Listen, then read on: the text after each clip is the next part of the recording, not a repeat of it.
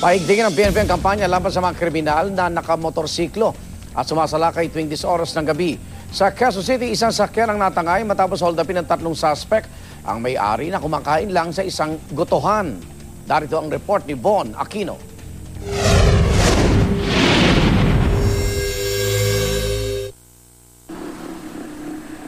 Matapos ang insidente ng carnapping na kagagawa ng mga suspect na sakay ng motorsiklo sa isang gotohan sa Camuning, Quezon City kahapon, mas pinaigting ngayon ng NCRPO ang kanilang mga checkpoint. Sa mismong lugar nga kung saan naganap ang nakawan, inabutan pa namin ng mga operatiba ng QCPD habang nagmamando sa mga sasakyan at binubusisi ang mga motorsiklo.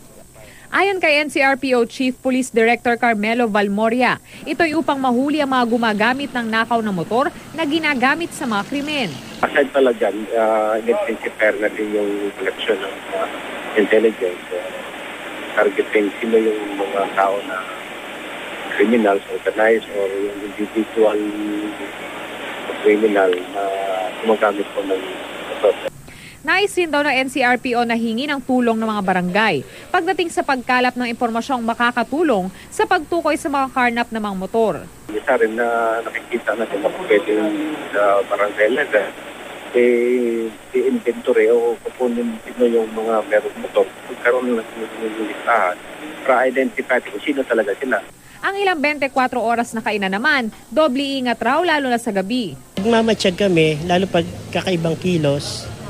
Nagmamatsyag kami, saka yung mga regular customer namin, sinasabihan namin na maglabas ng mga dito para hindi sila maperisyo. Mga gadget. Doble ingat din lalo na ang mga may-ari ng sasakyan na kumakain sa mga karinderya tuwing 10 oras ng gabi.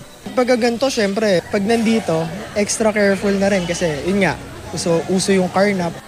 Para sa unang balita, Von Aquino reporting.